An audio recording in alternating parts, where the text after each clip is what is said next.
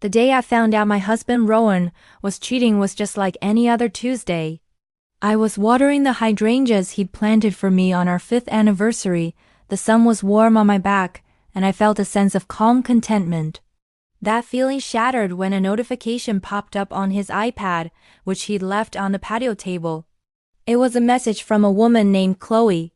"Can't stop thinking about last night. You're incredible." My heart stopped. It felt like the world tilted on its axis. Last night? Last night he told me he was working late, closing a big deal. He'd even brought me my favorite takeout as a sorry for being late gesture. My first instinct was to scream, to throw the iPad at the wall, to confront him the second he walked through the door. My hands were shaking and a cold dread washed over me. I tapped on the message, my fingers trembling. Their entire conversation was there, a sickening log of secret dates, stolen moments, and whispered promises. They'd been seeing each other for 6 months. 6 months of lies, of him looking me in the eye while his heart and his body belonged to someone else. I sank into a patio chair, the watering can slipping from my hand and drenching my shoes. I didn't even notice. All I could see were his words to her, words he used to say to me. But then, as the initial shock subsided, something else took its place. A cold, hard fury. I thought about our life, the home we built, the dreams we shared.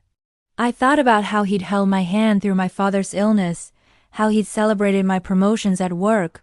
Was all of that a lie? I scrolled through their messages again, this time not with the eyes of a heartbroken wife, but with the focus of a strategist. I saw dates, times, mentions of expensive dinners and weekend trips. I saw him complaining about our finances to her, saying things were tight, while he was simultaneously buying her designer gifts. A plan began to form in my mind, a dark and intricate web. Screaming wouldn't be enough. A fight would just give him the satisfaction of a dramatic exit. No, he didn't deserve an easy way out. He was going to pay for this, in every sense of the word, and he would never see it coming. That evening, when Rowan came home, I greeted him with a kiss, just like always. I asked about his day, feigning interest as he spun another tale about work. He looked at me, his eyes full of what I now knew was fake affection, and said, "You know, Alina, I'm so lucky to have you." I just smiled, a sweet, serene smile, and replied, "I'm lucky to have you too, honey." Inside, the ice was spreading through my veins. The game had begun. My silence was my new weapon, and my smile was my mask. The first step was to gather evidence, irrefutable proof.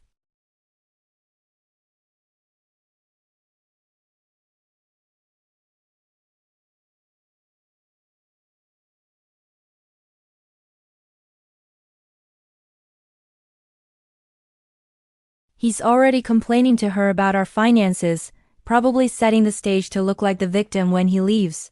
I'm not giving him that satisfaction. Sarah looked at me, a mix of horror and admiration in her eyes. "So what's the plan?" she asked. I took a deep breath. The plan is to become the perfect wife. The most supportive, loving, and unsuspecting wife he could ever imagine. While I quietly dismantle his entire life. Rowan had a big project at his architecture firm he was incredibly proud of. It was his baby, a multi-million-dollar proposal that he believed would make his career. He worked on it constantly, often using our shared home office. One evening, while he was in the shower, I went onto his computer. I'd always known his password. He never thought to hide it from me. I found the project files. They were brilliant, I had to admit. But with a few subtle changes, a few accidental deletions of key structural data, and a slight alteration to the budget calculations, his masterpiece became a ticking time bomb of errors. It was subtle enough that he wouldn't notice with a quick glance, but it would completely unravel under expert review. I saved the changes and closed the files, my heart pounding not with fear, but with a thrilling sense of justice. The next day he was beaming. "I'm presenting the final proposal tomorrow, Alina. This is it." I hugged him tightly. "I'm so proud of you, Rowan. You deserve this." He had no idea I was the one who had just sealed his professional fate. Next on my list was our finances. We had a joint savings account, one we'd been diligently contributing to for a down payment on a bigger house. I'd been tracking his spending for weeks. The fancy dinners, the weekend in the wine country with Chloe, it all added up. I contacted a lawyer, a sharp woman Sarah recommended, who specialized in messy divorces. She advised me on how to legally and quietly move my half of our joint assets into a new private account. Following her advice, I began making systematic withdrawals, carefully documenting everything.